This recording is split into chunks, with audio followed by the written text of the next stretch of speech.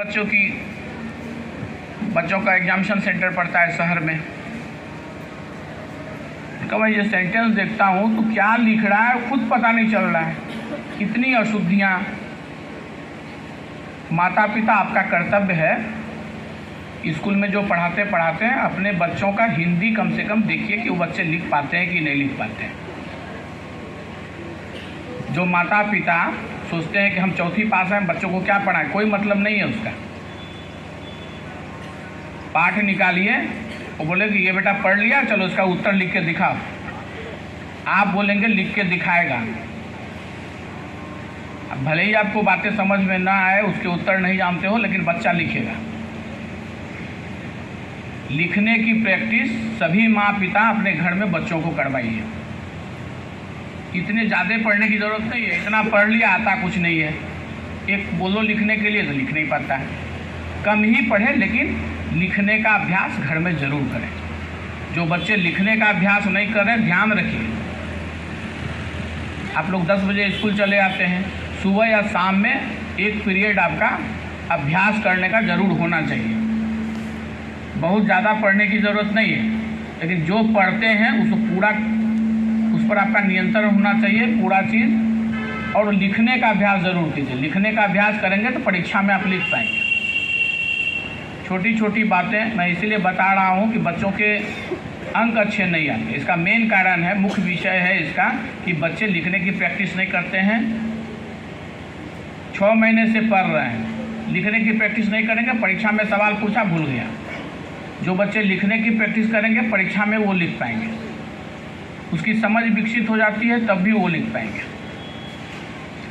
लिखने का प्रैक्टिस घर में गार्जियन इसको ज़रूर देखें। स्कूल में टीचर भी जो फॉलोअप एक्शन करते हैं उस पर भी उसको ध्यान देने की ज़रूरत है। प्रायः क्या होता है कि मैं जाता हूँ कहीं तो शिक्षक चाहे विज्ञान के विषय पढ़ा रहे हैं, भूगोल इतिहास पढ़ा रहे हैं, तो मैं कहता हूँ आप खुद पढ़ाइए। मैं बैठ के ज़रा देखता हूँ।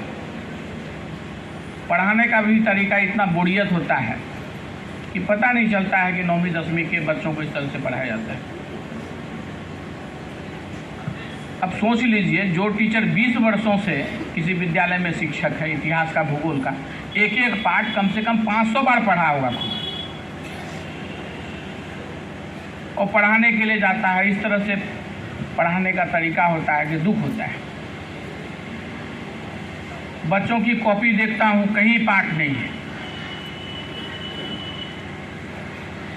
बोलता हूँ कि शिक्षक ने कितने पाठ पढ़ा लिए हैं, इतने। कॉपी बच्चों की देखो तो एक पाठ का प्रश्न उत्तर नहीं मिलता है, सारांश नहीं मिलता है, क्या पढ़ाया नहीं पढ़ाया। कहते कि क्या करें सर, ये तो अभी जिस बच्चों को पढ़ाता हूँ वो बच्चे तो आते ही नहीं हैं। आज आया है 15 नए बच्चे हैं, कल जो पढ़ाया था वो बच्चे आए ही नहीं।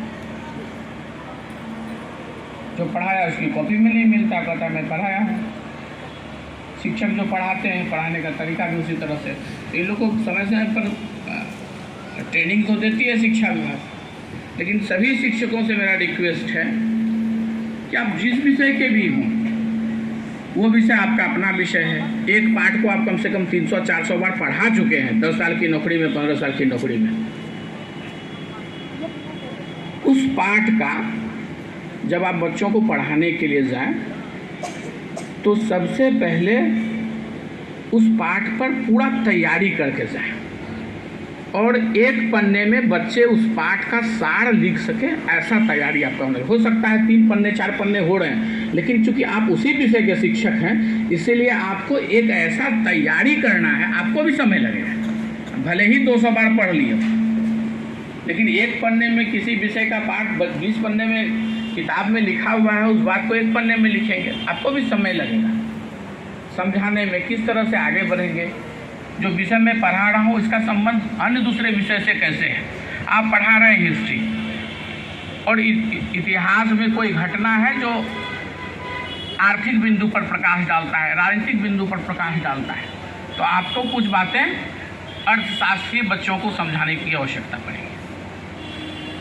कुछ भूगोल की बातें आएंगी, भूगोल के चीज़ से आपको लेना पड़ेगा समझाने के लिए। तो टीचर एक पन्ने में पहले ब्लैक बोर्ड पर लिखते हैं तो बच्चे उसको लिख लिए, अब जब एक्सप्लेन करते हैं, लेक्चर देते हैं तो बच्चे समझ रहे हैं।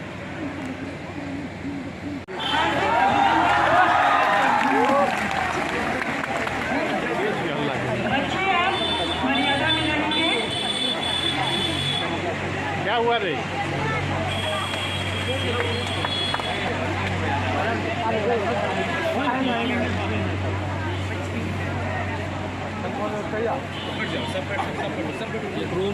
बहुत बहुत धन्यवाद सर आपका।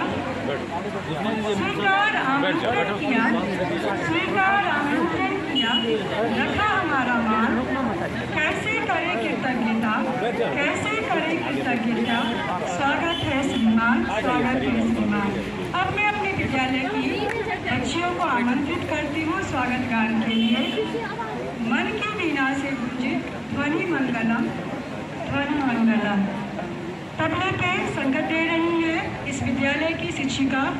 अभी आप देख रहे हैं कि तेतली पकड़ा हाई स्कूल में अभी संवाद का कार्यक्रम हो रहा है, जिसमें कई बड़े पदाधिकारी उपस्थित हैं और इसमें कई विद्यार्थी और उनके पेरेंट्स भी उपस्थित हैं।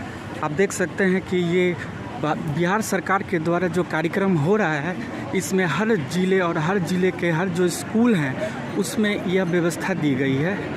आप इस व्यवस्था के लिए जो यहाँ के प्रधानाध्यापक हैं और जो तमाम शिक्षक हैं वो आज उपस्थित हैं, और यहाँ जो विद्यार्थी और जो अभिभावक हैं उनके बीच में जो कार्यक्रम हो रहा है, ताकि शिक्षा का जो स्तर है वो काफ़ी बढ़े।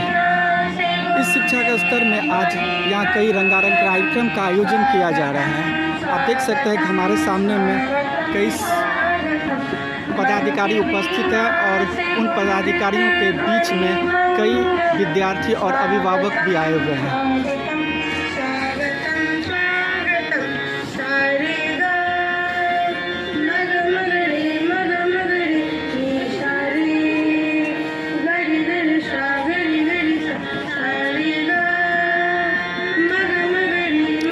के पाठक सर जो पूर्व सचिव रह चुके हैं, उनके द्वारा जो शिक्षा का स्तर में जो बढ़ोतरी की गई है, उसी के मद्देनज़र यहाँ के जिलाधिकारी ने ये निर्णय लिया कि हम विद्यार्थी और अभिभावक के बीच में एक और जो स्कूल प्रबंधक है उनके बीच में एक संबंध स्थापित करें, और इसी का नज़र आप सामने में देख रहे हैं।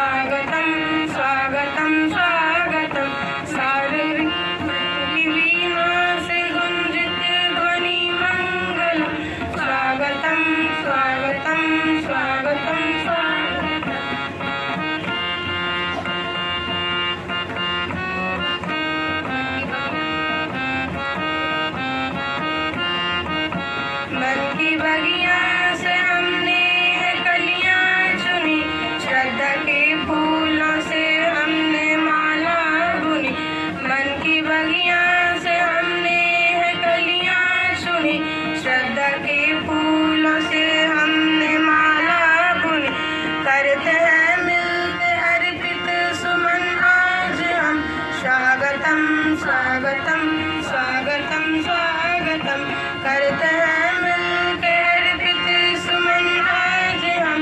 स्वागतम स्वागतम स्वागतम स्वागतम। मन की वीणा से गुंजित ध्वनि मंगलम। स्वागतम स्वागतम स्वागतम स्वागतम। मन की वीणा से गुंजित ध्वनि मंगलम। स्वागतम स्वागतम स्वागतम स्वागतम। अभी आपने देखा कि स्वागत गाना गाया गया है पदाधिकारियों के लिए, और इसमें छात्राएं और अभिभावक और जो यहाँ के शिक्षक हैं उन्होंने अपनी उपस्थिति दी है।